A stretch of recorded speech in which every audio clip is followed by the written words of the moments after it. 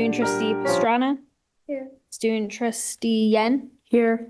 Student trustee De Silva Santos. Here. Trustee Lee. Here. Trustee Tahada. Here. Vice President Walker. Here. President Gallegos. Here. Thank you. We have nothing to report out of closed session. Item number 9, approval agenda. Unless there are any changes, is there a motion to approve? So moved. Second. All those in favor? Aye. Okay. Is there a motion to approve meeting minutes for October 7th and October 16th of 2025? So moved. Second. All those in favor? Aye. Aye. One no, I abstain for the October 16th minutes because I was not at the meeting. Thank you, Rosie.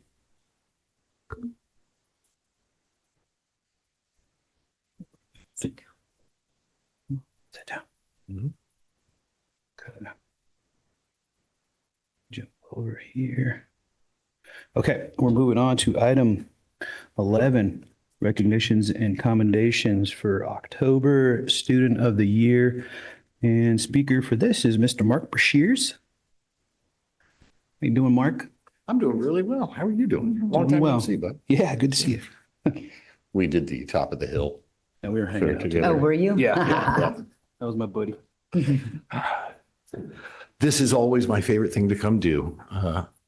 To the Board of Trustees, to Superintendent Presta, to the Executive Cabinet. I'm very pleased to present, I believe, since the name change, this is the first, am I correct? JUHSD Student of the Year, since we started calling it that? I think Yeah. so. For October 25, Ms. Megan Williams of the Jefferson Adult Transition Program. Yeah. Congratulations to Megan Williams, Jefferson Union High School District Student of the Year. Megan joined ATP in 2023 after completing high school at Westmore. She told me that her favorite thing about Westmore were the friends she made there, but she also really enjoyed taking art, ceramics, and fashion design classes. By the way, while she was at Westmore High School, she maintained a 3.9 GPA. From the day I met Megan, I was instantly charmed. She is one of the most inquisitive students I've ever met. Each day she's at ATP, she comes in with a new question. While we were still at Saramonte, Megan wanted to know everything about the new building. What room would she be in? Is there a basement? Will we be allowed to go upstairs? I finally broke down one day and brought her the blueprints to pour over. That really just led to more questions. Megan is a person with many talents, not the least of which is her skill at internet research. She is the Sam Spade of Google. If it can be found online, she will find it. Just ask Tony. One of her most impressive talents, though, is her artistic ability. She was already a skilled artist when she joined us at ATP, but Megan was part of the inaugural group of artists who participated in Imaginate Youth, brought to us by Creativity Explored. She continues to participate in the program, but she didn't feel as though she was getting quite enough time to complete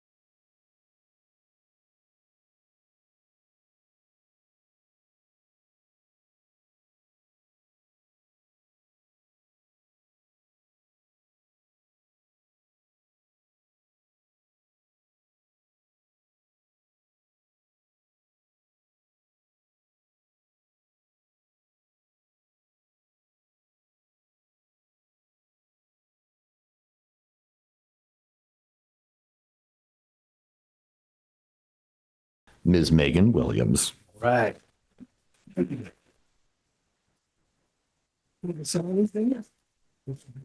Thank you to you all.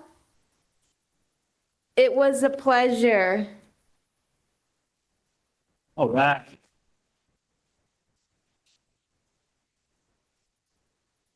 Thank you, Meg.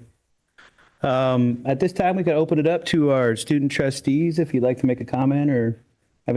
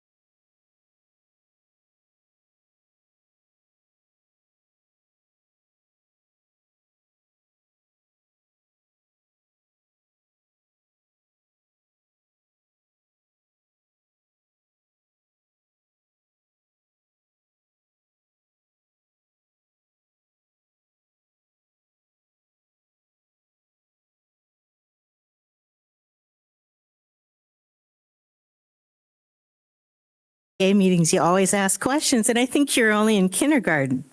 So, so when I got the agenda and I saw we were going to be honoring Student of the Year, and I saw your name, I was so proud.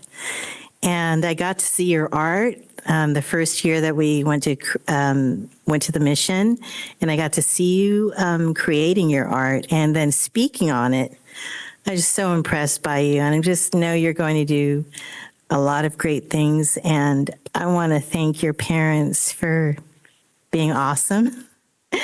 And, and your teachers, of course. You make us very proud in the district. You're a great example of what you're a great example of what a Jefferson Union High School district student is. And I'm very proud. Thank you. Thank you. Hi, Megan. I think I've seen you working at the store at the adult school. I really enjoyed hearing about how you're very inquisitive and about your art. And a little bit of me wonders if there's, maybe there already is, but if there's a future in you for some music, because you're inquisitive, you have questions, you've learned all these things on your own. But that's just me. Congratulations. Thank you very much. Hi, Megan. First of all, huge congratulations to you. We get a brief little synopsis here of who you are, and I know it's just the very tip of the iceberg. And I could tell just from these writings here, you're a really hard worker. I could tell that you take things very seriously, that you put your efforts into, and you're very inquisitive, like everybody has stated. The part I like the most is your creativity. Hearing about art, I liked art and I like to draw and do things like that. And I was curious, what's your favorite thing to draw or paint, or what's your go-to when it comes to art? I'll be happy to answer that. Okay. My favorite thing to paint is that I am really proud of what I'm currently painting for my adult transition programs, Imagine It Youth program right now. The M map that I created, I like how I inspired by drawing exactly what real life places are like in real life onto that. And it's really cool. And it's like that I get to almost see that more frequently than instead of having to wait to go to the exact places in real life to see it then. Yep, because you could see him up here, huh? In your mind. That's really awesome. Thanks for sharing that with us. And again, I'm just really proud of you, and just, keep that creativity, keep that inquisitiveness up, that curiosity, keep that hard work up, and keep setting a good example for, the people around you. And we're all really proud of you. Thank you. All right. Ms. Presta. Thank you. So I am very proud of you, and I hope you're very proud of yourself, Megan. And I love that Principal Bashir's made mention of your internet research skills, because I first met Megan a few years ago when she sent me an email with a lot of information about me. And I was like, who is this student? And I reached out to your teacher and I learned that it was Megan with really good internet research skills. So I went over to your classroom to meet you, and I was very happy to meet you.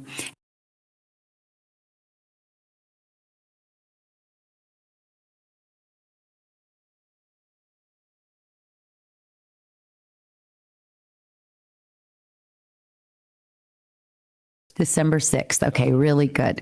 Really good. But I'm just so happy that you're receiving this honor. You really deserve it. Congratulations. Okay, so if you guys don't mind, we could do a quick little pause to get a picture with everybody, yeah? Oh, yeah, there you go. Okay.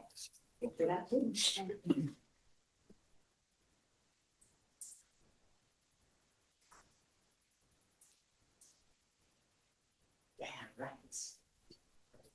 Okay, do you want us down there to take a picture? Yes. Against the wall? The students, yeah. Tell us.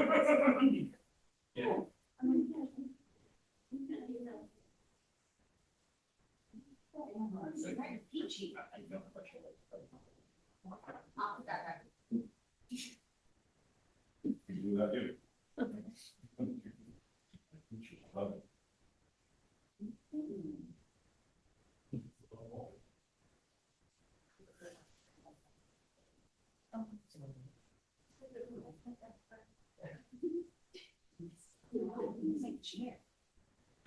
Everything in here got moved around. Like, I came in and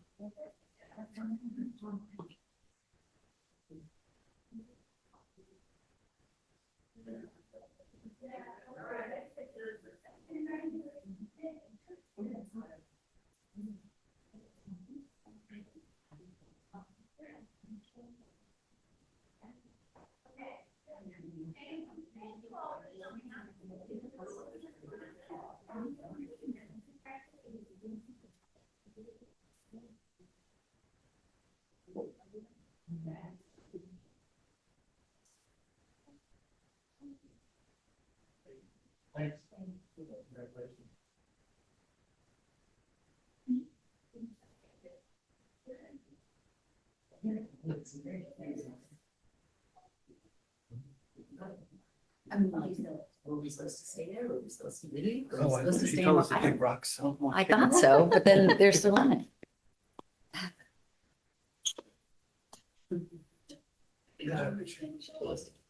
I always have to remember to take this. It's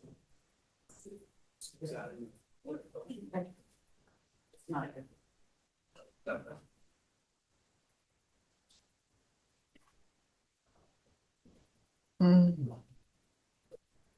That was wholesome.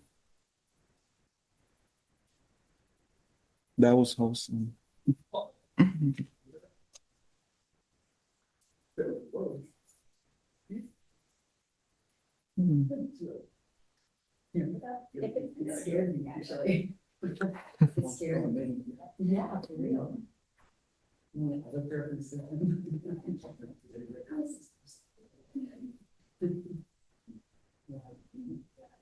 Board report.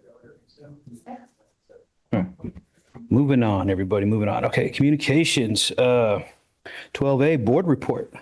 We'll start with our student advisors, our student board members. Brian, Shaw, would you like to start, please? Yeah. So in the past 2 weeks at Westmore High School, we've had a lot of student activities.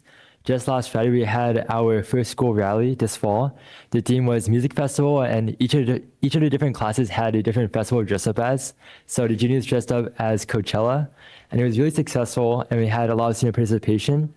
Last week, we also had a T-Pumps fundraiser between the 4 classes. So we were able to sell 140 drinks and raise money for each class's activities. This week, we're having Social Justice Coalition and Women's Health Club Breast Cancer Awareness Week. So you're tabling, handing out pins, ribbons, and also creating a poster wall in the main hallway. And Crafts to Give also helped make cards for that event. Our ASB classes, along with the rest of the classes from the Jefferson Union High School District, went to CATA, which is a student leadership conference that invites leadership classes from throughout the Bay Area. And it was a lot of fun learning from like the other classes and what they do as a school.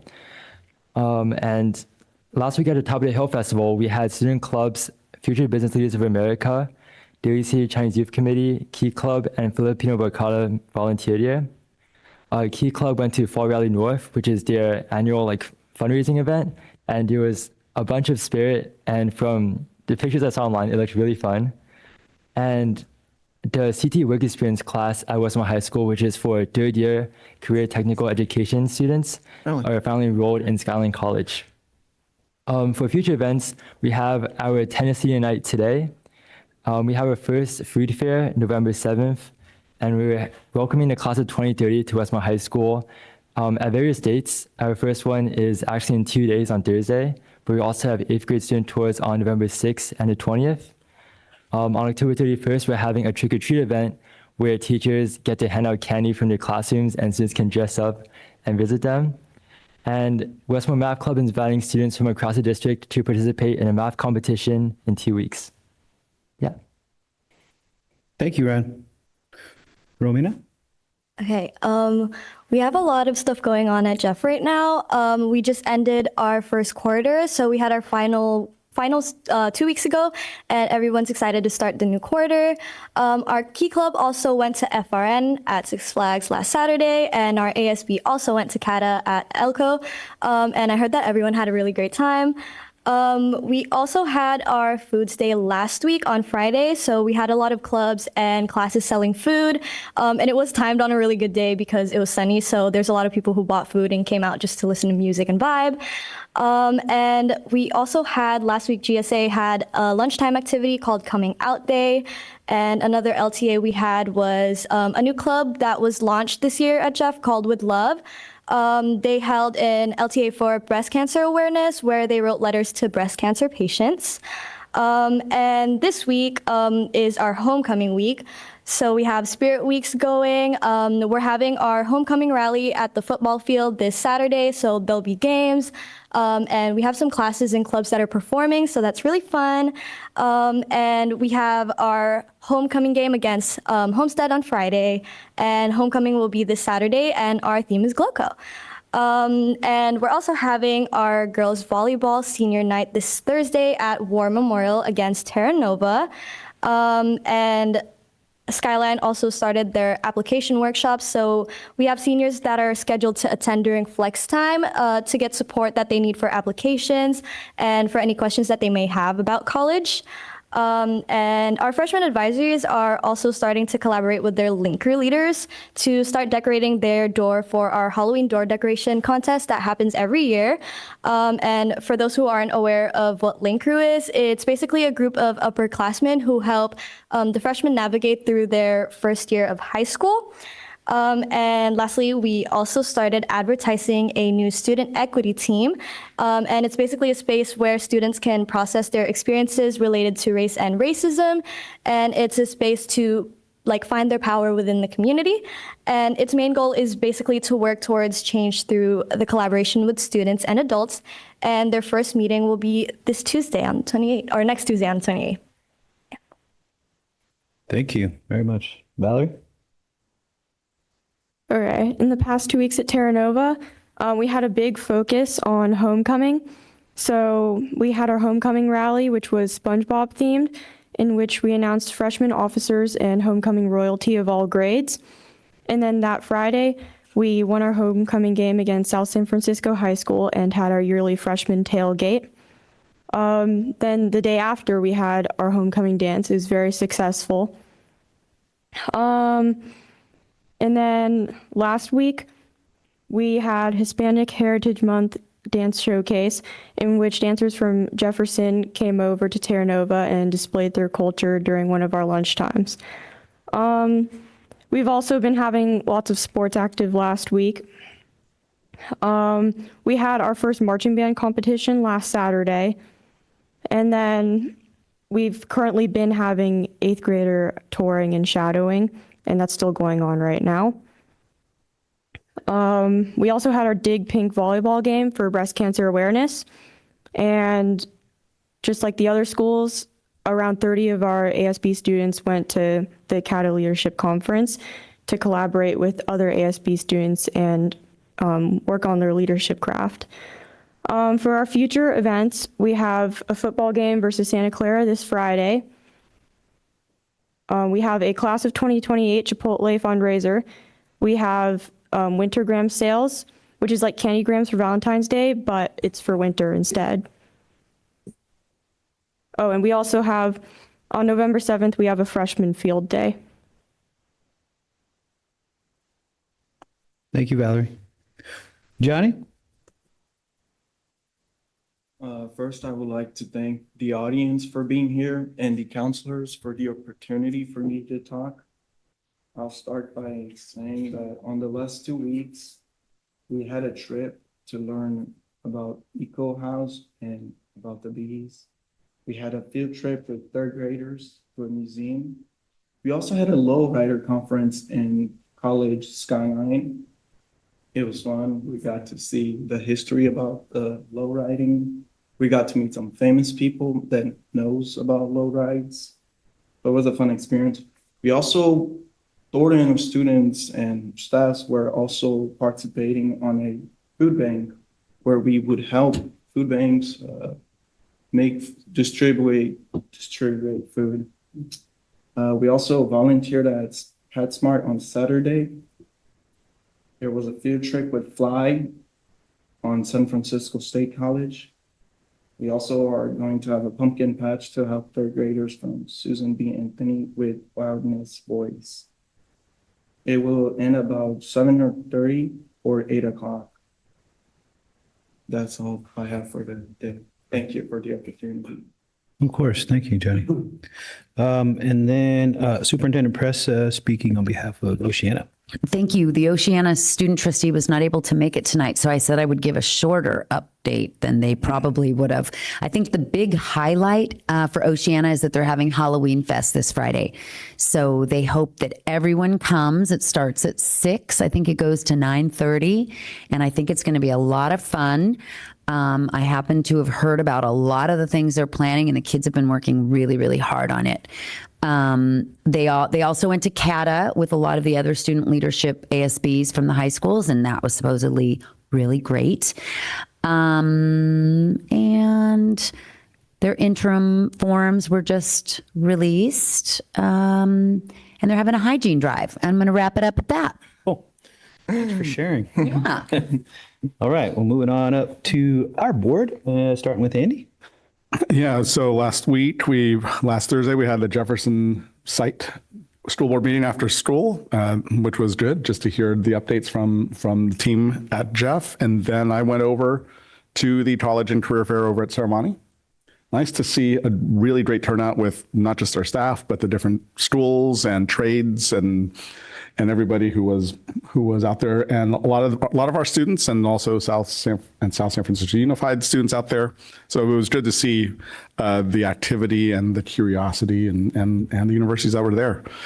And also just want to thank the students for their reports, because I know I said at the last meeting too, but it just, in this weird world that we're in right now, it's really great to hear just all the activity at our school sites, and that, there is a sense of normalcy, at least on campus, where you're able to learn, you're able to have field trips and dances and rallies and just be students. You're learning, but you're also learning life skills and organizational skills. And I'm just grateful that each of you have been able to be a part of the life of your school communities, and, certainly bring that back to your fellow students as well. Thank you, Andy. Rosie?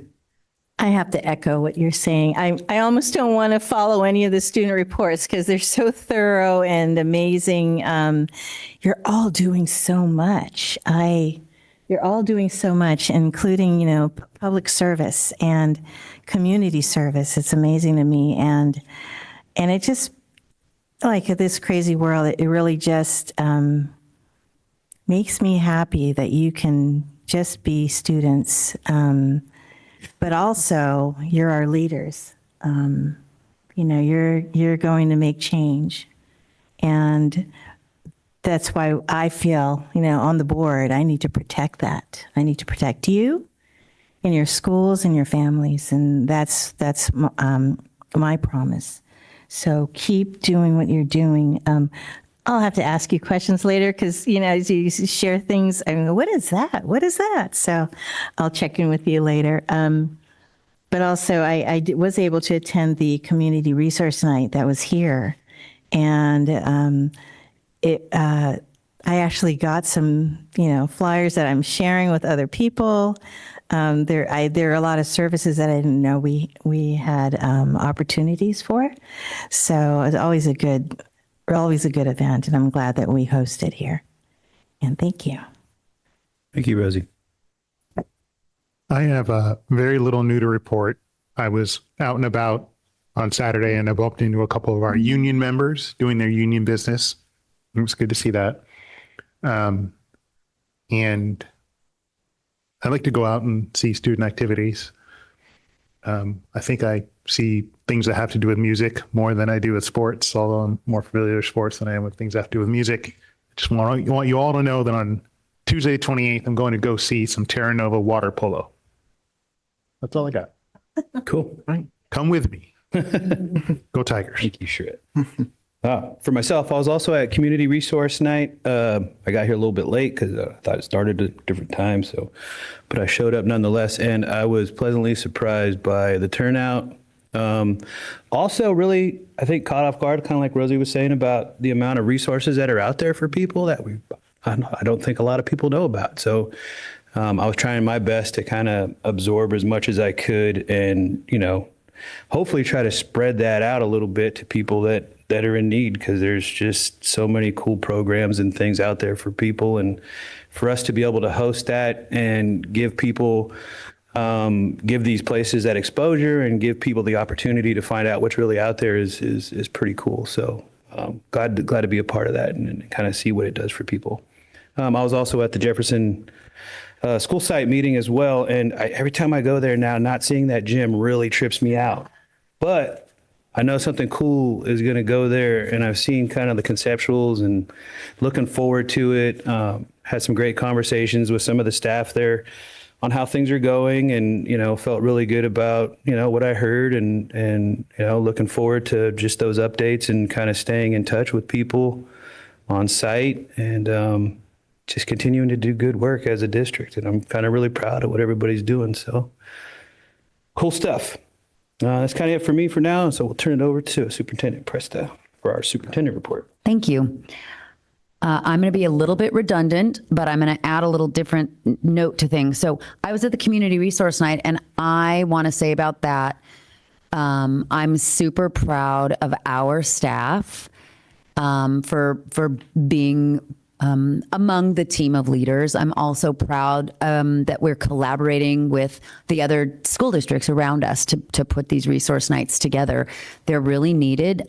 We can all watch the news and experience the world that we're in right now. There are many people who are going to go without food for November because their SNAP benefits are not happening. So there's a real need in our community. So I'm very proud when our students share that they're out helping others. That's who we hope to be raising in our community. So thank you. I too was at Top of the Hill. I was there earlier in the day, in the morning hours, and it was a beautiful, glorious, sunny day. And I was just so happy to see it seemed really, really well organized. And I was bummed that I couldn't stay longer. But I hear that it got really, really crowded. So that was a good event. The College and Career Fair at Ceremony was amazing. I want to kind of put a shout out to Karina Gamez and Christina Lewis for their organization of that event, and give Denise Shreve a shout out as well for her CTE folks. It was a really good night, and I saw lots of kids. I was gathering things up for my own child who wasn't at the event, but I was picking things up. And it was nice to see our South San Francisco colleagues as well. I attended Courageous Conversations Summit last week with a small team from our district. We had a counselor, a vice principal, teachers, and it was a really, really good conference that reminded us about our focus on equity. Keep us rooted in why we are here and doing the work for our students. Upcoming, I just want to give a shout out for Thursday night. We have our high school fair for prospective ninth graders. So I hope families or people that might be watching will be here, because it's a really good night for you to come, learn about all of the high schools in our district and the different programs that we have in our district, like dual enrollment and things like that. So I really hope to see you here on Thursday night at 6 p.m. That's it for me. Thank you, Ms. Presta. I just wanted to backtrack 1 second, because I was also at Top of the Hill, and I forgot to mention that, but it was something on top of my mind when you were talking about it. It was really exciting to see the amount of interest in people at our booth. I was there for a couple hours, and it was just nonstop traffic coming in, asking questions, grabbing pamphlets, kids talking about the schools, asking tons of questions about them. So that was really cool. And I got to hang out with Mark, so that was even cooler. So anyways. Can I add something? Yeah. I was reading an article that mentioned Jefferson High School as a top school in the state. And doesn't matter who said it or whatever. It's just nice to see some attention on one of our local public schools. Thanks for sharing. And extra special that it's in our district. That's right. Okay, moving on to 12C, any board subcommittee reports this evening? Okay. Now we'll move on to 12D, our AFT Local 1481 report. Ms. Monica Casey. Good evening, everyone. I don't have very much. I just want to let you all know that if you're interested in some of the political activities that we do, you can go to our AFT 1481 website and go to announcements. We're doing some yes on Prop 50, and obviously the No Kings. Several of us showed up on Saturday. I was in a big green, orange suit, wavy hands person suit. That was fun. And there's more to come. There's going to be more. We really want to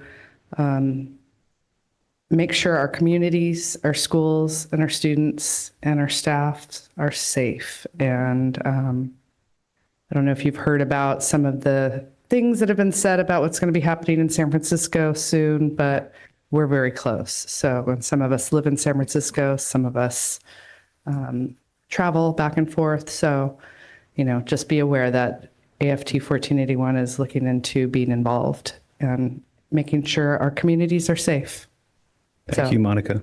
Thank you. Appreciate that. All right. Item 13 is for information. Moving on to 14, consent agenda items. If the board does not wish to discuss or remove any of the items, I'd like to call for a motion to approve consent. Move to approve consent. Second? All those in favor? Aye. Right. Hey, is there any public comment tonight? Yes, we have public comment from Angela Chen. Hi, Angela. Just make sure that the light is on your mic. There you go. And you have 3 minutes. So I noticed that during school lunch, there aren't that many vegetarian and vegan options for people who are vegetarian and vegan. There's mostly for my school specifically, which is Jefferson High School. We have the egg sandwich for vegetarians and the cheese pizza for vegetarians, but there are obviously no vegan options. But since these items are fixed, it can get repetitive if you want to eat those every day for lunch.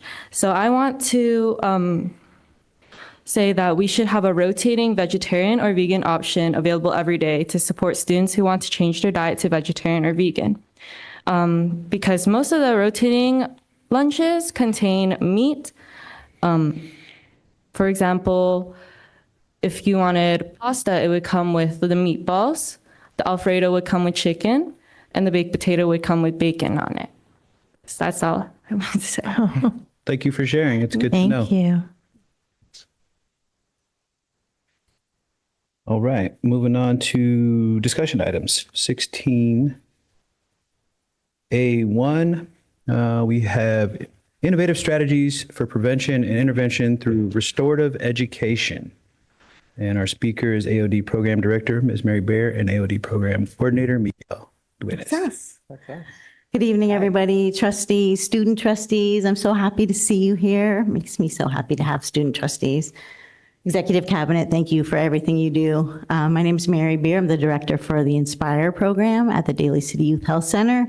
We're very excited to be here with my program coordinator, Miguel, to talk to you about our Pride and Joy, our AOD program at the Daly City Youth Health Center. And you would think after like a million years in the district that I would know we were only supposed to have 15 slides, but we kind of have 30. And so we're going to go through them as fast as we can. However, our program is really important to us, and we really want you to understand all the work that we're doing at the health center.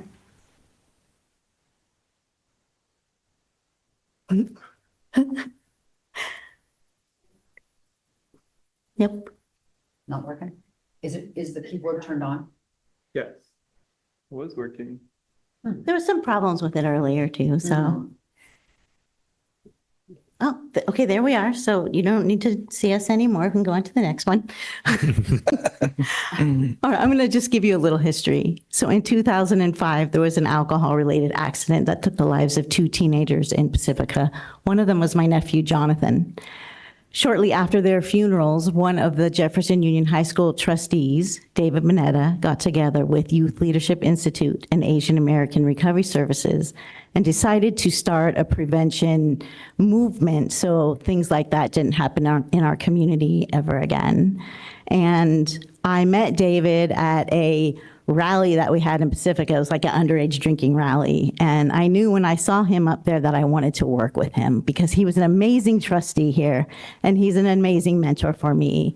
And so we had a drug-free community support program grant, 2 5-year cycles. It was a community coalition grant, so we did a lot of work out in the community. We were looking at social norms. We were looking at the retail environment for alcohol mostly, or really working around alcohol at the time, and youth leadership. So there was 2 5-year cycles of that, and then it sunsets. So we no longer have the community coalition model, but we do have funding from Behavioral Health and Recovery Services. So I'm going to talk a little bit about the funding as we move forward, but the Pacifica Prevention Partnership has evolved into what is now Inspire. Want to talk about this one? Sure. Yeah, go ahead. Yeah. Awesome. So, hi everyone. Thank you so much. I'm really excited to be here. and so excited to show what the Inspire program is for y'all. So up here we have a little graphic that shows kind of the different branches of our Inspire tree. So we have brief intervention, health education, youth leadership, and policy advocacy. I personally take on the alternative to suspension brief intervention track and also helping with youth leadership, and Mary does more of the health education and policy advocacy. Okay, I'll talk a little bit about our funding, and if you're interested in our budget, we can actually send that to you so you can take a look at it later. But these are our funding sources right now. We have a behavioral health and recovery services, which is our primary prevention grant, which covers our youth leadership, our health education, and some of our policy advocacy. We have another grant from San Mateo County MHSA, which is previously MHSA. Now it's Prop 1, so there's going to be a new acronym. That's the money that pays for our brief intervention services here, and that money is sunsetting in 2026. We have a federal Stop Act grant to work on our alcohol policy. We also have an opioid overdose prevention grant, and we're working to get Narcan out throughout our community and educate the adults in our community about overdose awareness and Narcan. We did just apply for the Elevate Youth grant, so we're crossing our fingers on that one. And then we're looking forward to doing drug Medi-Cal, which is a huge undertaking for the Daly City Youth Health Center. And we'll talk about that a little more after we talk about the brief intervention. Awesome. So I'm super excited to talk about brief intervention. I feel like this is my heart and passion work here with the district. I've been doing brief intervention going on 4 years now in the high schools. And so, yeah, essentially everyone, when I have my students in session, they're like, what is a brief intervention? And if y'all haven't heard of a brief intervention, it's essentially a brief kind of structured support for students to really help them look at their use patterns, understand the risk of use, and also help them and support them with their decision making.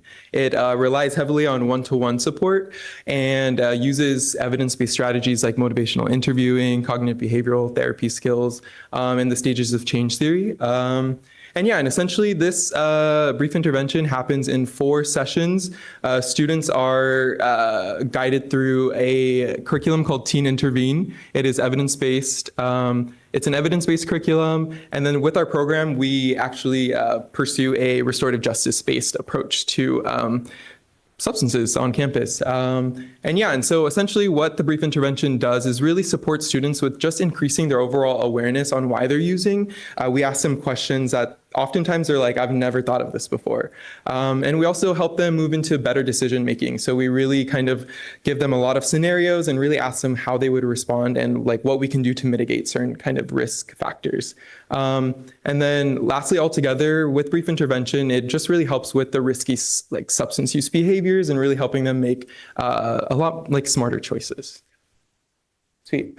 And so I'll just give you a brief rundown on how it works. Let me just lift this up a little higher on how it works in JUHSD. So there's essentially a referral process. There's kind of 3 main pathways that students can be referred. The first one is kind of the most common, which is the discipline referral. So this is kind of where brief intervention falls under alternative to suspension. So when a student gets caught on campus, usually as a first offense with any type of substance or paraphernalia, the vice principal or the admin in charge sends me a referral through a Google link, a Google form link, and I meet with the student.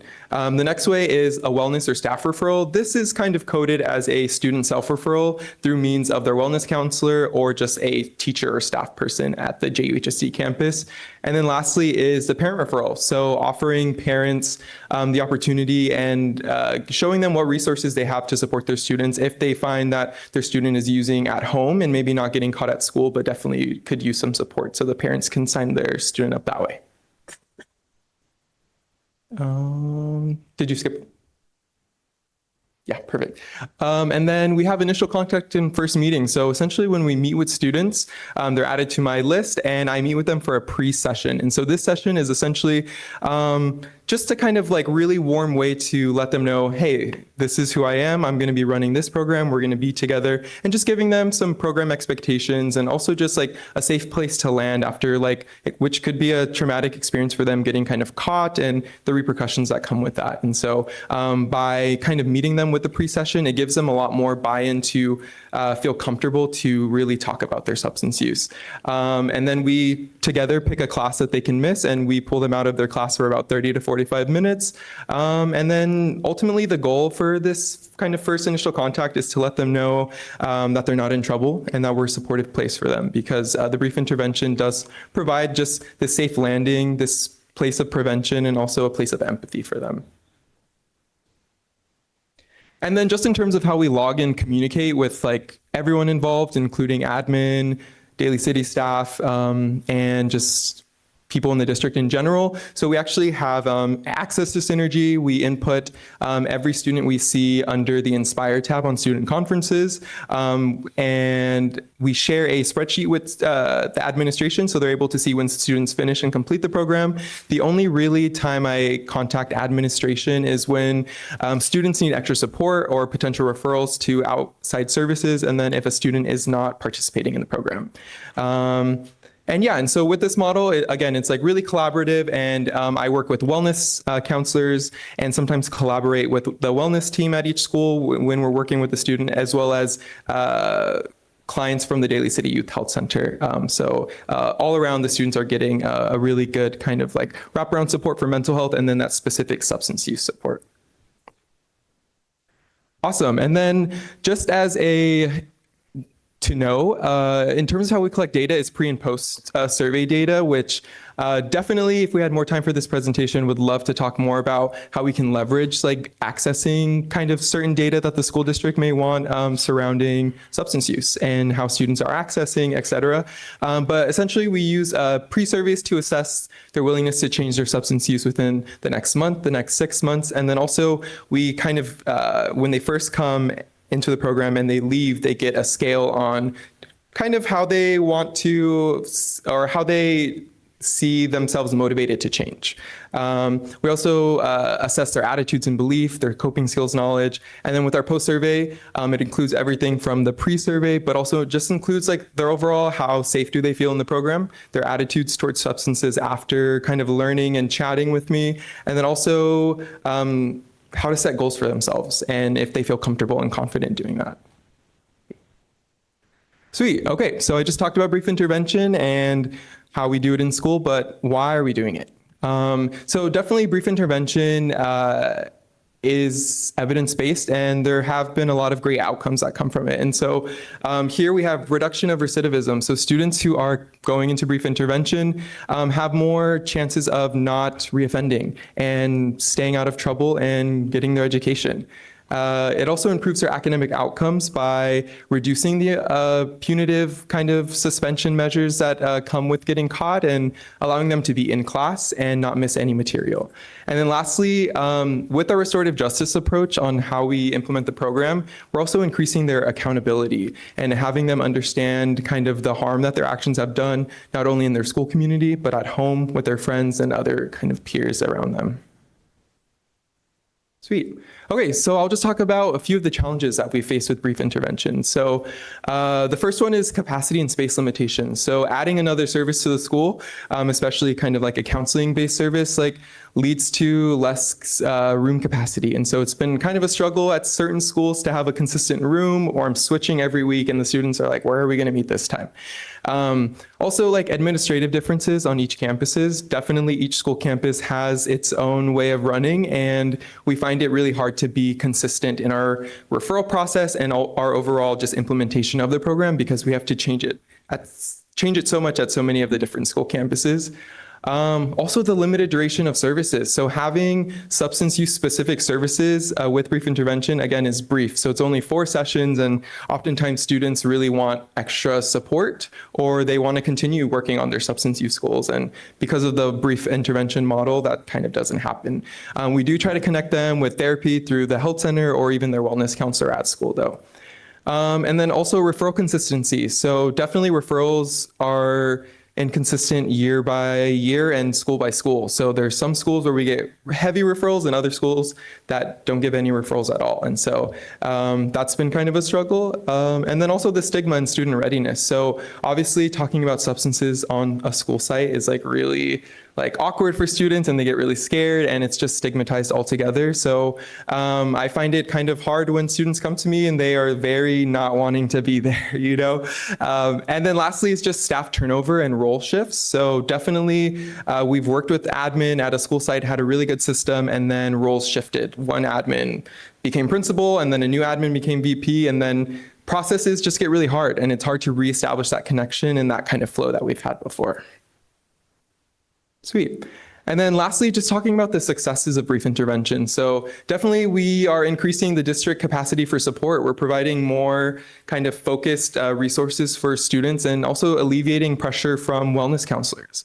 It's also a collaborative care model. So again, we're like working with the whole system. I'm working with students who are seeing their wellness counselor. I'm consulting with them. I'm sharing interventions so we're not kind of repeating services. And then also like strong student engagement. So definitely with the pre-session, we've seen that so many more students are like coming willingly and coming with open, like an open mind to kind of talk about their substance use. Obviously, reduction in suspensions. So definitely, I will say like not all the schools they use, again, it's different at every school. So some schools eliminate suspensions, other schools give suspensions with brief intervention, which has been a little like inconsistent, but that's just what it is. Also empowerment and skill building. So definitely through our curriculum, we are empowering students through goal setting and just helping them build their coping skills that are needed to kind of deter away from substances. And then lastly, just positive feedback from administrators. So definitely admin on each campus have been super supportive of the program and just can't thank us enough for all the kind of support and help that we're giving, especially related to substance use, because it can be really hard and tricky to get the correct amount of support for the students. So yeah. Sweet. Thank you. Okay. So now we're going to talk about our primary prevention. Under our primary prevention, we have health education, youth leadership, and policy advocacy. Go ahead, go on. We're going to talk about the health education component first. So we use the Stanford Reach Labs prevention toolkit. It's wonderful because they have all of the curriculum that we need. They have activities that go along with it. It's really great. How it works within the school system is we work directly with the health teachers or any other teachers who might want us to come into their classrooms. We can do like a 1-day mixed substance, or we'll do like a 3-day series and split the substances up. We can hit a lot of students that way. We also do community presentations and adult presentations. And so you can see that we also do some parent presentations as well. We've done the parent workshop at Jefferson, which is really great. It was translated into Spanish, so we had a lot of fun with that. We've been at the Terra Nova PTO, and then we've done some virtual workshops along the way in both communities, both in Daly City and Pacifica. Here's some numbers for you. So we've had a lot of presentations last year. You can see all the numbers there, and you can see all the numbers of participants that we reached. And I know you're probably curious about how many of these numbers are actually Jefferson Union High School students. And about half of them are, with the exception of the opioid. The opioid presentations, a lot of those are adults. But almost half of these numbers are Jefferson Union High School students. Some of them are they're multiple students because we do like one class, 3 different presentations, so the numbers reflect that as well. And here's just some information about some of the evaluations. Evaluations go really well. The presentations are a whole lot of fun. They're interactive, and we get really a lot of good feedback, and they're learning, and they want us to come back, and it really feels good to be in the classroom with young people. All right, and now we have our Be the Change Youth Coalition, which is at Oceana High School. It's been at Oceana High School for a really long time. Looking forward, we really want to have a BTC on every campus, but we have to have more Marys and Miguels in order to do that, so we're looking forward to that. But our youth leadership model, we're broken up into 4 groups. We have a youth-led research group. So they do their own research, they do policy advocacy. We presented to you at the end of last year, so you're able to see a little of that work. We have a podcast called It's Always Something. We do social media campaigns. And then we have youth-led workshops and an annual youth summit. And here they are. It's last year's group. I love them. We work with Youth Leadership Institute to bring training to our young people. So we have training in youth participatory action research. We do meeting facilitation, youth-led campaigns. So it's really nice to have YLI come in and train our students directly so they don't have to hear from us all the time. You know, we're bringing in people from the outside to bring training to them. It's a great partnership with YLI. I think we're going to skip this. We won't make you see the whole video because it takes a long time, unless you want me to. It's up to the superintendent. Don't leave it up to me. If you want to watch it, show it. It's okay. We have a small one at the end. Okay. Yeah, but we do have a lot of slides, so. Okay. But that was about our youth summit. We have a youth summit every year. We'd love to have you come. We invite the whole community comes in. The youth do all of the workshops themselves, so they co-facilitate. We do focus groups, and we have a live podcast, so it's a lot of fun. And here's some of their program evaluations. We have really great numbers with our program evaluations. We're proud of our program. We think the model is really wonderful, and we really want to expand it to the other campuses. Okay, and now we're going to talk about our internship program. So we bring in interns, and Miguel's going to talk a little bit about that. Sweet. Yeah. So with all the amazing work that we do, obviously we need some kind of support outside of kind of staff help. And so, recently the Inspire program has, increased their capacity for interns, especially with all of our different types of programming. Next slide. And so we have 3 different types of interns. So we have brief intervention interns who support the implementation of the brief intervention on each campus, increasing our capacity there. Before it was just previously Mary and I, so now having 2 extra interns definitely increases the amount of students that we can see. Then we also have public health interns from San Francisco State University who really help more on the policy advocacy side. And then lastly is kind of our new set of interns that we will be getting, which are social work interns from San Jose State School of Social Work. So eventually the vision is to kind of have a step up from the Inspire program to support youth. And so by having master's level social work interns helping, they can help deliver the brief intervention and also just therapy and counseling for students. Thanks. Sweet. And then go ahead. Yeah.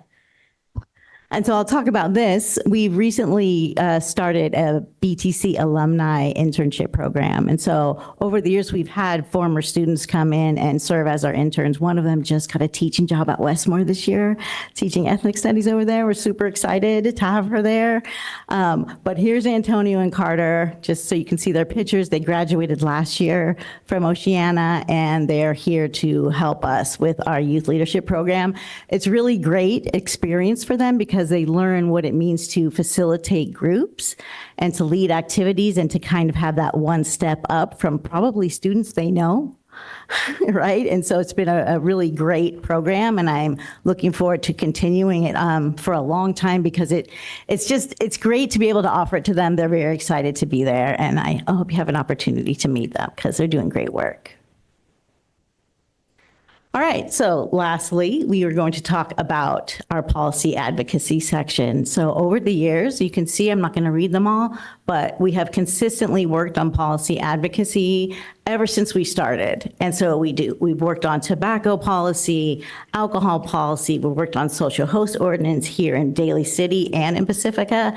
And so you can see it's a very big part of the work that we do. So when the young people collect their data, we look, we see gaps in services or in policy, we work with folks to create draft ordinances, and then we go and we present to the people who make the decisions. And it's been very successful. And I think it's really important because then we reach outside of our school community into the larger community and make changes that last.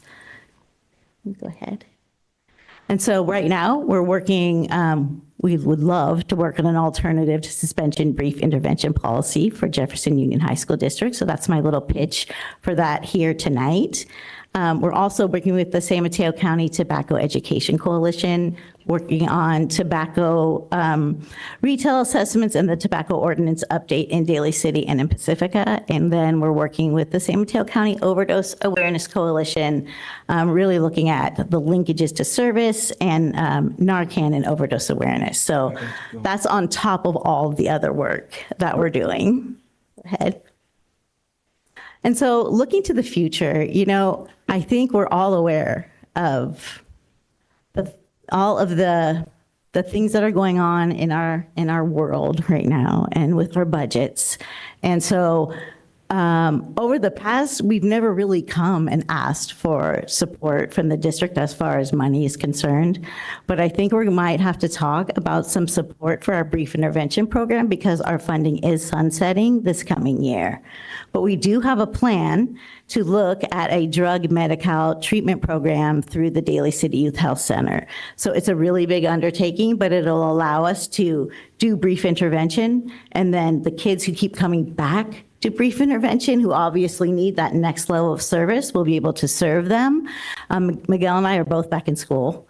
And so we're in the addiction studies program at CSM, but we'll be qualified AOD counselors. And so we'll be able to give kids that next level of service. But the brief intervention program is very, very important to us. So at some point, we'd really love to talk to you about that a little bit. Obviously, we apply for all the grants that we possibly can, and we always have. Our program has always been grant funded, and we've been able to survive all these years. So it's really uncomfortable, honestly, for me to have to say that, but we're all in the same position with budgeting right now. So just know how important that those services are to your schools. To our schools. And then we'd like to increase the capacity for BTC on every campus. And just to keep evolving our program, the brief intervention, we're evolving it all the time. We're constantly working with admin to make it better so that every young person that comes to us has a soft place to land, that we can love them and help them work through their substance use issues and then teach them how to create new plans and move forward with healthy choices. And then we just have one last little message for you from BTC. When dealing with stress or something difficult, it is important to know how to cope with these emotions that come up. This is what my friends do and how they work through it. Exercising not only releases endorphins that can make you happier, but it also serves as a good distraction when you're going through tough times. Basketball has helped me get rid of a lot of stress in my life from school, work, home. I've been able to just go on the court and escape from all of that.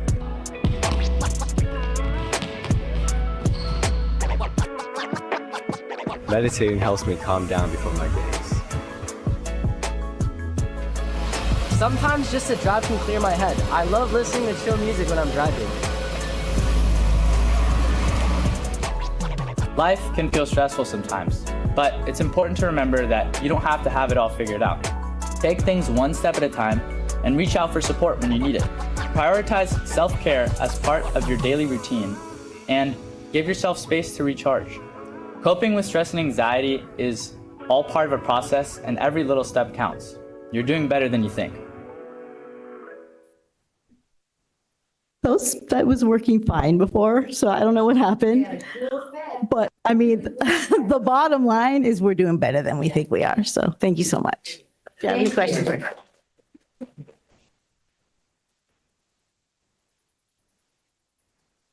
That was an amazing presentation. You guys whipped right through it, but I mean, I think we got the gist of it. There's a lot of information there. Thank you guys both for all the hard work on that. We'll open it up to our student advisors here. If they'd like to comment or say anything, you guys are more than welcome to. Ryan? Yeah, I just want to say I love the work that you all are doing. I had one question in particular about like the pre and post surveys. I was wondering if there were any if there's any data about the effectiveness of the brief intervention program, like specifically at Jefferson Union High School District. Can I answer that? So yes, we do have data.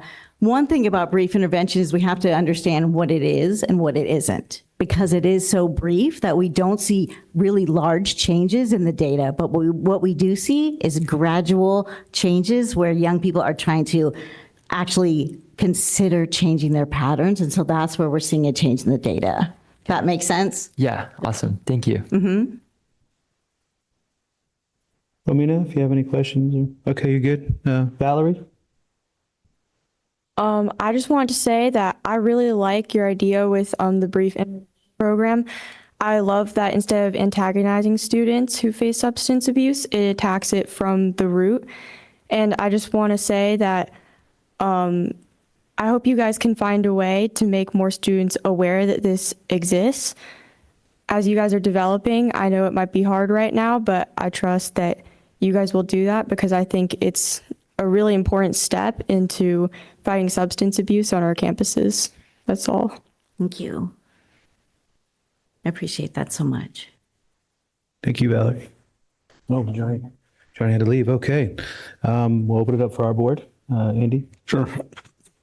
Great presentation, as usual. One question, at least on brief intervention, how many students are we seeing typically annually? So right around 50. Okay. Yeah, we would love to see more. But then it's times, 3 sessions each. And so we are doing quite a few sessions. Okay. And I'm going to throw this out as a challenge. Yeah, please. What will it take to add a BTC program at just one more campus?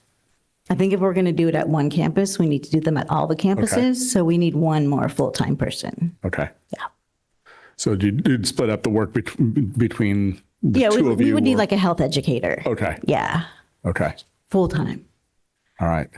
That's one of those big, hairy, audacious goals that we should try and attain, because this is the type of work that clearly makes a difference in the students. I mean, when they're feeling safe and secure and their mental health is being addressed, they're going to succeed. And we have seen it through the years. Oh, yeah. And we want to see it with more students at all the schools. Great. And as my student colleagues here have shared, I mean, this is what we want. We want to see this happen. So thank you so much. Really, really great work as usual. Great work. It is inspiring. It's really, it's hard work. And it's taken decades, right? It has. It's taken decades to get here, and you're still trying to find funding or hold on to funding. And you would think that, I mean, it's hard. And you're in a district that's not very rich. So, but I also would like to see us at all our schools. And I think, so Miguel, are you the only full-time brief intervention person? Okay.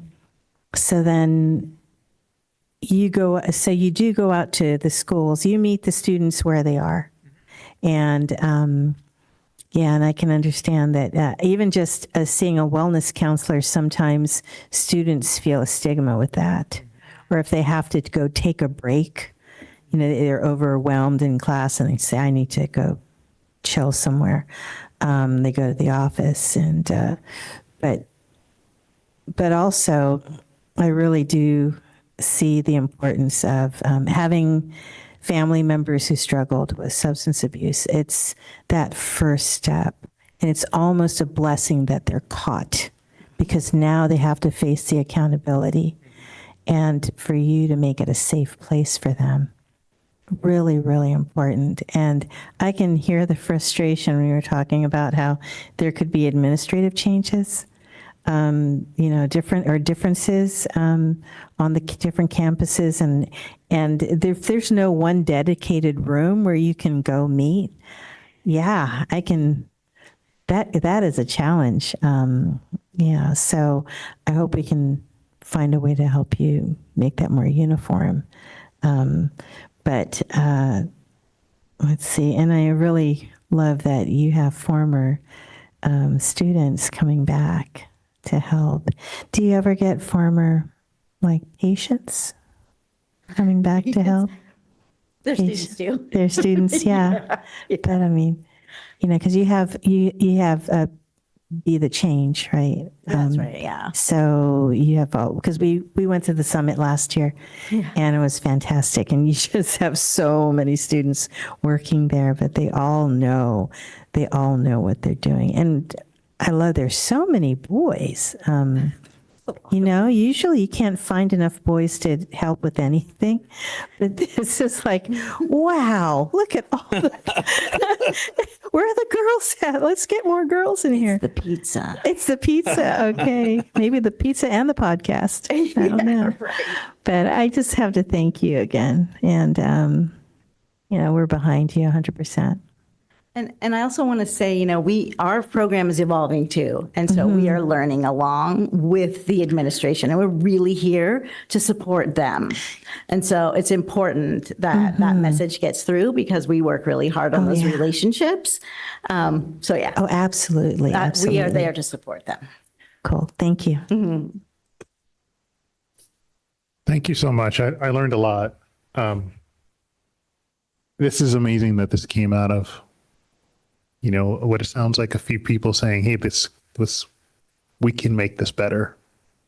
And I think that as one of 4 boys on this board, we're really happy to be able to help.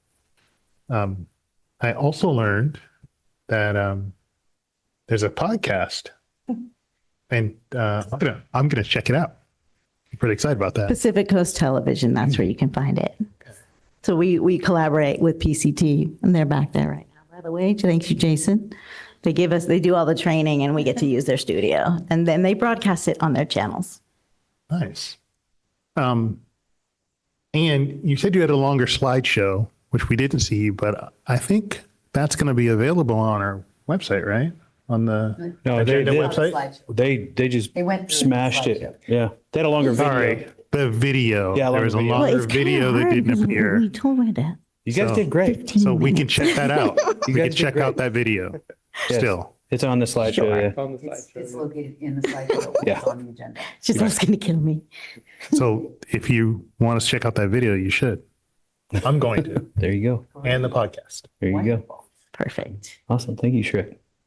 Again, I just want to say on behalf of our district and the board here, how extremely thankful we are for people like you that take up this hard work. Especially when we're talking about our kids. I mean, people in general. I mean, everybody needs help at one point or another. But you know, specifically talking about our kids in our schools. And you know, I've known people personally that have lost children to drugs. I've known people. I have people in my family that have been addicted to drugs. Kids, my nephew with opioids. So this stuff's been really close to me throughout my life. So I understand how important this work is, and you know, educating people and how challenging it is. And so, you know, just to kind of see how passionate you guys are about it, it's just really reassuring to know that there's stuff like this out there for people and how important it is. And I don't know how well this is, you know, kind of put out for the kids at school. I don't know how easy it's been for you guys to kind of, you know, present this to the students on campuses, and to let them know that this exists and they could be there for their friends and maybe try to help them, you know, because sometimes they just need some encouragement, stuff like that. But yeah.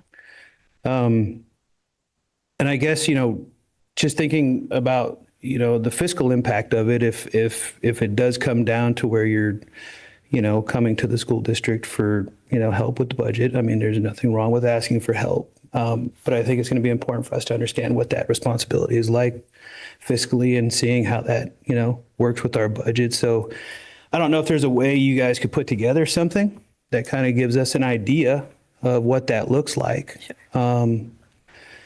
Because that's the only way we're going to be able to know if, you know, if we could help out. Happy to. And obviously, I think, like you mentioned, we all know that we're struggling with our budget too, and trying to figure out how to make things work, and, you know, and money's getting tighter. So it's just making it harder. But we don't want to lose this kind of help.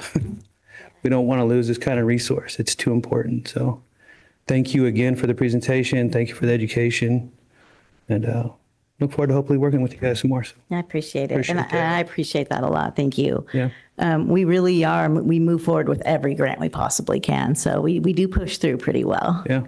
And it's hard work, but it's our hard work. Yeah, I could tell. So appreciate that. thanks. Tony? Mary's walking away. I actually don't have a lot to say. Thank you so much. Miguel, I'm happy to, well, I didn't really meet you. I'm Tony Presta. Nice to meet you. I've heard so many wonderful things about you. Oh, Miguel. So I'm happy to put a name to a face. And Mary, I'm always, really, really grateful for the good work that you do. And I hear it from our students all the time. So thank you. Thank you. Appreciate you guys. Okay. Moving on to 16A2, we have a board policy update. 1431 on waivers. Ms. Tony Presta. Thank you. So we have been working hard. Miss Chelsea Johnson has been working extra hard at really updating our board policies as recommended by CSBA. So I have 4 updates for you tonight. The first one is Board Policy 1431 regarding waivers. So it was updated to reference a new law which prohibits a waiver request for transitional kindergarten, which has nothing to do with us, but we adopt the policies as recommended by CSBA. But it was also updated to provide that advertisement of the notice for the public hearing, which is required prior to governing boards submitting waivers. Request to the State Board of Education includes publishing it on the district's website. So that does affect us. Do you mind if I just go through all 4 of these? Do. Okay. Yeah. The next one is Board Policy 2121 regarding the superintendent's contract. Again, this is as recommended by CSBA. This policy is updated to delete a portion of the language related to limitations for discussing superintendent's salary or other compensation in closed session, as this material exists in other policy materials. Additionally, this policy is updated to reflect new law, SB 494, which was from 2023, prohibiting a governing board from taking action to terminate a superintendent under specified conditions. The next bylaw is Board Bylaw 9100 regarding organization.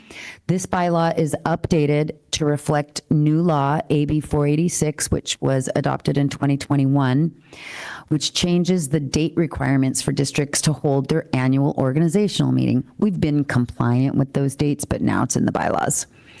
And then finally, Board Bylaw 9124. Attorney. Bylaw is updated to revise the first philosophical paragraph to recognize the need to provide legal representation to the district and the importance of cost-effective legal advice and services.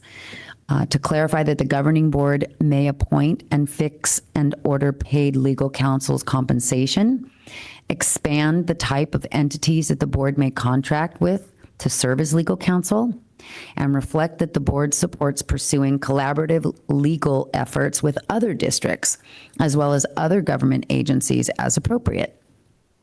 The bylaw also is updated to clarify that districts may, but are not required, to initiate a request for proposals to advertise and solicit proposals for legal services, and that districts may consider the attorney's firm and or entity's relevant legal reputation when evaluating such attorneys, firms, and or entities. Additionally, the bylaw is updated to reflect that any attorney representing the district is required to be admitted to practice law in California, which seems like it should be a given, but now it's written down. So. All right. Any questions? Yeah. Are there any questions? Okay. Yeah, actually, I have a quick question. Is there a reason why the name Board of Trustees is being changed to Governing Board? That's a really, you know what a good question. Miss Johnson and I kind of crack up about that all the time. So I don't know. The honest answer is I don't know why, but the California School Board Association keeps recommending that we make that change. They're interchangeable. They're used interchangeably, but for some reason, the California School Board Association has decided that we should all kind of change it. And I really don't know why, but that's a really good question because it means the same thing, but they're all being updated in that fashion. As Miss Lujan would say, a good wandering. Yes, that is a good wondering. We kind of laugh at it every board agenda. We're like, I don't know why they're doing this, but we like to do what is recommended. Okay. Are there any further questions? All right. Thank you. Yep. Okay, so we are moving on to what we have, 16B2, Education Services for the 2025 CASP results. Ooh, Deputy Superintendent of Education, Karine Baca. Interesting. All right. Good evening, President Gallegos, members of the board. Tonight, I will be sharing an overview of the California Assessment Student Performance and Progress results administered in the spring of 2025. And as a quick reminder, the CASP is California's statewide assessment system that helps us see how well our students are meeting standards in English language arts, math, and science. It also includes alternate assessments designed for students who need more extensive support. It is important to note that these scores give us just a snapshot in time. They're one piece of the larger picture that we use to understand how our students are learning and growing. So I'll start by going over the English and math results from the Smarter Balance assessments. The Smarter Balance assessments report student performance across 4 levels. So standard not met, which is the lowest, standard nearly met, standard met, and standard exceeded, which is the highest. Our goal is for students to reach standard met or higher. So here's a quick snapshot of last year's results. 57% of our 11th grade students met or exceeded standards in English language arts, and 33% met or exceeded standards in mathematics. We also met the state target of 95% participation rate, which is a big accomplishment. So a special thank you to our vice principals, our special projects assistant Patty Del Rio and Gabby Degandan, and Dr. Lori Robinson for their leadership and support in making this happen. So this slide shows the 5-year comparison of our English language arts results starting in 2019. This is the year before COVID-19 shutdown. There was no testing in 2020, and in 2021, we had very low participation rate because of opt-out, so that data is not included here. The blue bars represent the JUHSD's results and the percentage of students who met or exceeded standards. As you can see, our scores have remained fairly steady over time, hovering around 56 to 57%. The purple dashed line shows how 11th graders across California performed, and you'll notice that the statewide trend looks very similar to ours. And finally, the gold solid line represents 11th grade students in San Mateo County, where scores have been consistently about 8 percentage points higher than JUHSD's, but overall the trend is very similar. This slide shows a 3-year trend of students meeting or exceeding standards in ELA broken down by ethnic group. To be included in the data, each group must have at least 11 students with valid scores. So the first set of bars represents all students, and the bars that follow show the results for each ethnic groups. The number below the bar indicates how many students from that group were enrolled in our district in 2025. You'll notice that we weren't able to report data for Native American, Black African American, and Pacific Islander students because our numbers were below the state's reporting threshold. So looking at the overall trend, Asian and Filipino students continue to outperform other groups. Students identifying as 2 or more races and white students perform close to the overall district average, while Hispanic Latino students have typically scored below the district average. So this slide shows a 4-year trend in ELA performance broken down by student groups, but instead of ethnicity, they're broken down by English learners compared to students who were never English learners, students with IEP compared to those without, students identified as low socioeconomic status compared to those who are not, and female versus male. Each line represents the percentage of students meeting or exceeding standards over the past 4 years. Just like we see across the state, our English learners and students with IEPs are performing below their peers, and those gaps have remained fairly steady over time. Low SES students also score below their peers, though that gap is a little smaller. And when it comes to gender, female students continue to outperform their male counterparts in English language arts. This slide shows the 5-year comparison of our math results. And I'm happy to share that we saw a little over 2% increase in the percentage of 11th graders meeting or exceeding standards compared to the previous year. So the purple line again shows our students across the state of California, and the gold line represents students in San Mateo County. In math, our scores have been slightly higher than the states, but still about 10 percentage points below the county average.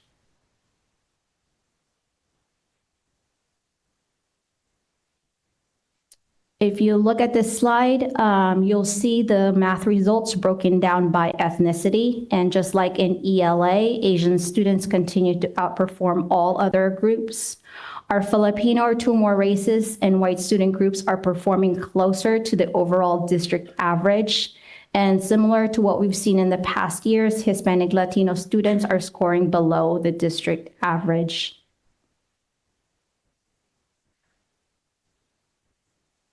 This slide again shows our math results comparing key student groups over the past 4 years.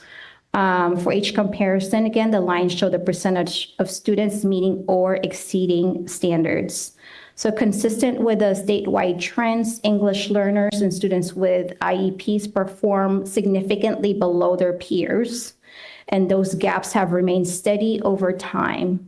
Students identified as low SES also score below their peers, but the gap is slightly smaller than what we see for English learners and students with IEPs.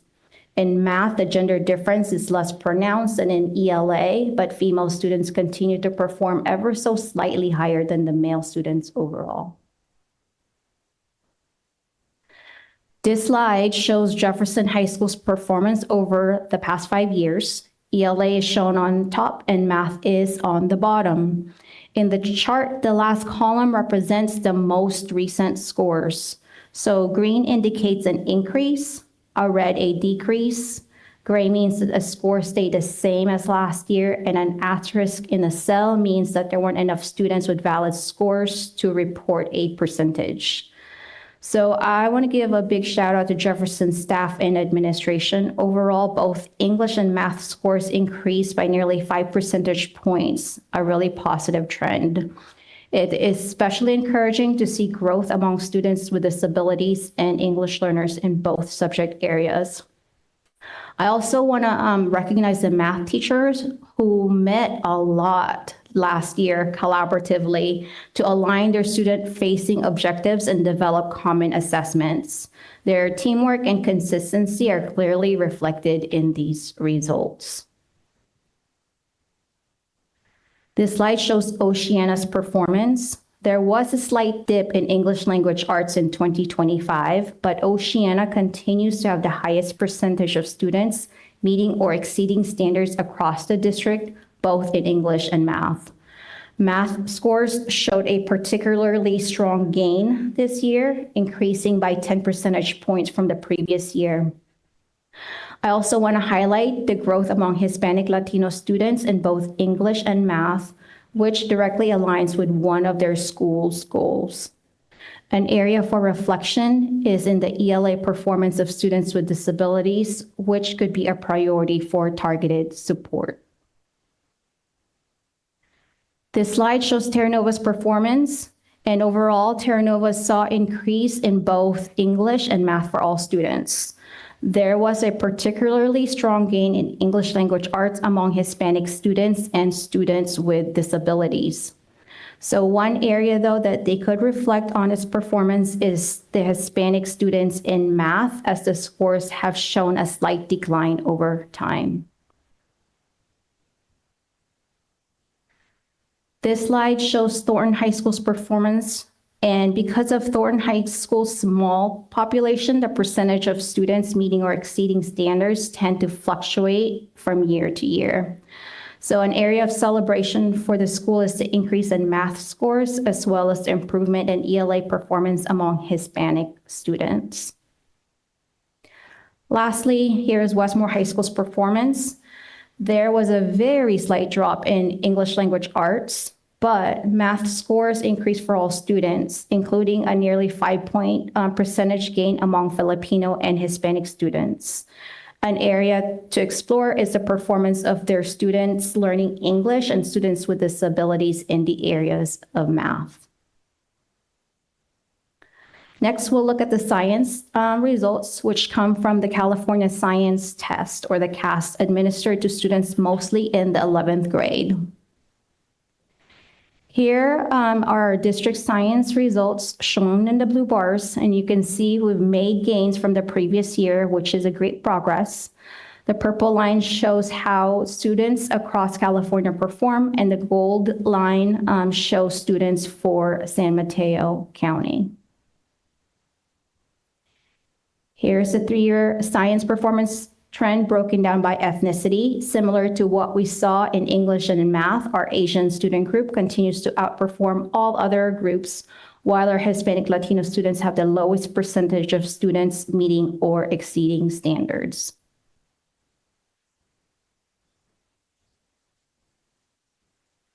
So when we look at the results by student groups, English learners continue to perform below their non-EL peers, and the gap is widening. Students with IEP showed improvement, but the gap between them and their peers without IEP remains wide. Low-income students perform below students who are not low income, and yet their scores have gradually increased over time. Performance between male and female remain fairly consistent with minimal differences. Next will be the California Alternate Assessment results, which was administered to students with extensive support needs. So 15% of the students met or exceeded standards in English, which is an 18% decrease from the previous year. In math, 15% met or exceeded standard, which is an 8% increase from the previous year. And as you can see, there were 20 students tested. So overall, our ELA performance has leveled off. We're holding steady, but not seeing the same growth we'd like to see yet. Performance gaps across ethnicity, language, and disability groups still persist, and that continues to be a major focus for us. In math, scores remain steady and on the lower side, but we are starting to see an upward trend, which is encouraging. And finally, science is the area where we've seen the most consistent improvement from the previous year. So to support the continued growth across all subject areas, we've introduced new instructional materials to strengthen core teaching. So in English, we're using Common Lit. It is a high-quality, standards-aligned resource that builds reading comprehension and writing and critical thinking skills while allowing teachers to differentiate instruction and monitor progress. In science, OpenSciEd is helping students engage in hands-on inquiry-based learning. And in math, we are getting ready to pilot new materials that align with the state's updated framework. Also, each school, under the leadership of their principal, has identified a site instructional focus and working on measurable goals. So Ms. Presta, Dr. Robinson, and I have been joining the principals on classroom walkthroughs to look for evidence of universal design for learning in action. We are also administering benchmark assessments throughout the year to monitor progress, and schools are using this data to celebrate bright spots and identify areas of need.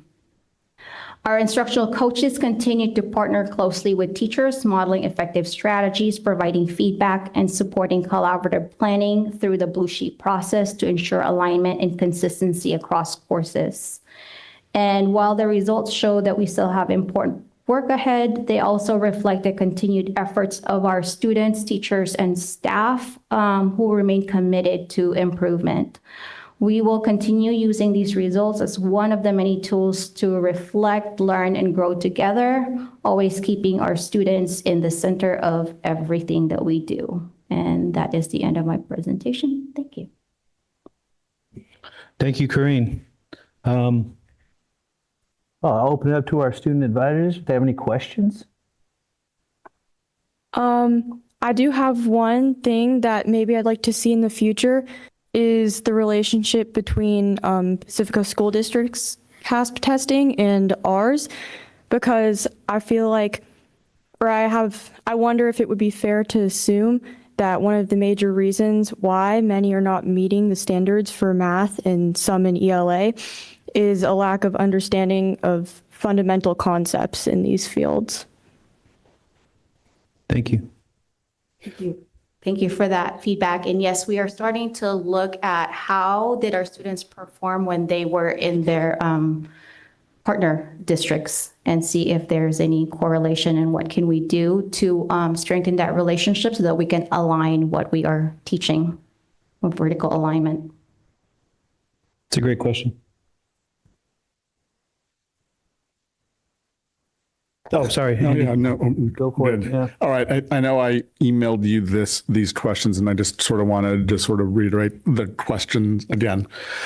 I'd be curious to see if we can align these scores along with is there any correlation with the AP scores and grades associated with A through G completion? Because I mean, this is only one part of a picture of a student's success, as we all know. So, and I think it's important for us to be able to kind of triangulate all of that, because oftentimes parents or community members will only just see the CASP scores and without looking in the context of the totality of their particular student. So I think that's one piece. The other thing would be, is it possible for us to kind of look at even our subgroups as compared to subgroups in other districts in the county? Because we're only looking at the total scores, right, as compared to the state and compared to the other districts. And while that's all good, it doesn't, I'm kind of curious to see if there are similar types of gaps and how we compare in those instances. Yes, I can get that information for you in the weekly recap. Perfect. And just for clarification, the other set of data that we're looking at, the CASP, the A through G, and the AP, we're wondering like, what is the correlation of their Smarter Balance scores with how ready they are for A through G, and also how many AP classes they may be right, taking. and even what kind of scores they may have had on the AP exams, as well as whether these are students who are on track to complete A through G, or if they've completed A through G. Yes. Thank you. Because these are all juniors, right? These are seniors now. They're seniors now, but when they took the test, they were juniors. Yes, they were juniors. So we can even look back maybe like 1 year too, because we would be able to see like, you know, the full 12th grade, like after the fact, because some of the students will still be taking the AP exams. So we can like look at this year's seniors and then last year's seniors and look at their CASP scores. I think it's really, really amazing, the participation rate. I think it's gone up since last year. Yeah. Yes, this might be the first time where we actually met a 95% participation rate. It's pretty amazing, because I know that, you know, there was a time when students learned that they could opt out, and then, but then also, then you had students saying, well, what's it really going to do for me if I do well on it? I mean, does it really matter? I have AP tests to take. So there's also, like, I think a mindset that we had to return to, that this isn't important. I don't like testing, but this is important. So have you found that, you know, with the advent of the 4x4 schedule or flex time, that it has changed things for the better for students? I believe so. Their scores at Jefferson High School, as you can see, have increased, and also their A through G rate have really gone up, and their graduation rate. Yeah, that's great. I don't have any other questions right now. Thank you. Thanks, Rosie. Charette, questions? I have no questions. Thank you very much. Hi, Corinne. Hi. I don't have a question, more of a concern. It's just this trend for my Hispanic and Latino community with these really low scores. And I think we have a pretty good population of Hispanic and Latino students within our district. It's our highest population. Yeah, so that's, to me, I don't know, that's just really, really concerning to see that. And, you know, obviously I don't have the answer on how to fix that, but I think we really need to look into that and what we could do to help those students. I mean, I know they're just test scores, but there's something else there that's really kind of making, you know, that stand out like that. And I was kind of taken aback a little bit by, you mentioned Oceana kind of emphasizing, you know, a goal of theirs to get some of those scores up for that community. And just looking at there, I was kind of taken aback by the math score in that subgroup. Was it the math score? Yeah, I think it went from like 26 to like 5%. Mm-hmm. That's a huge drop off. That's a really low number. So, and I feel like for the most part, you know, like you mentioned, the trends are kind of, you know, going up. I mean, they're staying off and going up a little bit, and that's a good indication, I think. But, you know, we're in some trying times, and I understand, you know, kids are going through a lot of stuff right now. But yeah, that just really concerns me about our Hispanic Latino community for sure. So I'm mentioning that just to put it in the forefront of your thoughts to, you know, if there's something we could do or think, you know, talk about or think that we could try to do something to help these guys out, we really need to figure that out. But overall, the presentation, as always, data filled and amazing. So thank you. Thank you. Ms. Presta. Thank you. I don't have any comments for Ms. Baca. But you bring up points that we do think about and are working on. Yeah. And I mean, I know it was evident with our Black students as well, and we just don't have enough information. So, I mean, I know it's there too, because we did have one small graph for them and it's the same result, you know, so. It's a very similar trend for our Black and Latino students. And it's not just the Smarter Balance assessments, but in a lot of the student outcome metrics that we have. Actually, I do have a comment. That's why a lot of the work that we've been doing with the National Equity Project has been focused on those groups of students. Okay. Yeah. Thank you. All right. No, unless there's any other questions, I'll move on to the last discussion item. All right. So we are looking at 16B2 board policy update 0440 district technology, and back to you, Ms. Baca. Hello again. So this policy revision updates our district's philosophy on technology to recognize both the benefits and potential challenges that come with digital tools. It emphasizes the importance of aligning technology use with district goals, academic standards, and safe practices that includes responsible use of artificial intelligence. The update also notes that while the state no longer requires us to have a formal technology plan, we will continue to develop and update one regularly, and the policy now clearly outlines the key components that should be included in that plan. Awesome. Any questions? Yes, I have a question. Okay. It says that utilizing artificial intelligence can enhance student achievement by increasing student access to information and supporting teacher effectiveness. What exactly does that mean in this context? What is teacher effectiveness? So what we are trying to do is what kinds of tools can we use to help teachers become better instructors in the classroom? Are there any technology tools that can help us teach and students that we may not be able to reach in traditional ways.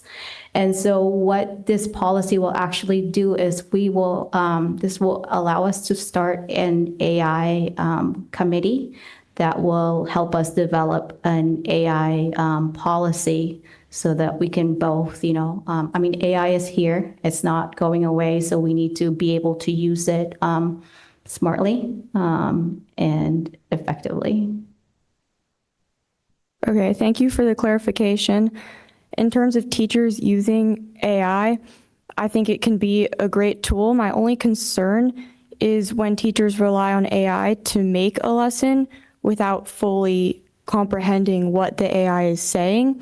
But I understand that there's nothing we can do about that in this moment. I just want to make sure that we recognize that. I completely hear you. And that is one of the things that we really need to be careful of is, we can just plug things out there, but we really need to know what is being given to us and really question that and look at it with critical thinking skills before, using it. Right, thank you. Thank you. Valerie, really, really great questions and concerns tonight. Thanks for speaking up on that stuff. Okay. Wow, there's no action items tonight. So I think without further ado, if there's no considerations for any future agenda Move items. to adjourn. That was fast. Second. All in favor? Aye. Meeting adjourned.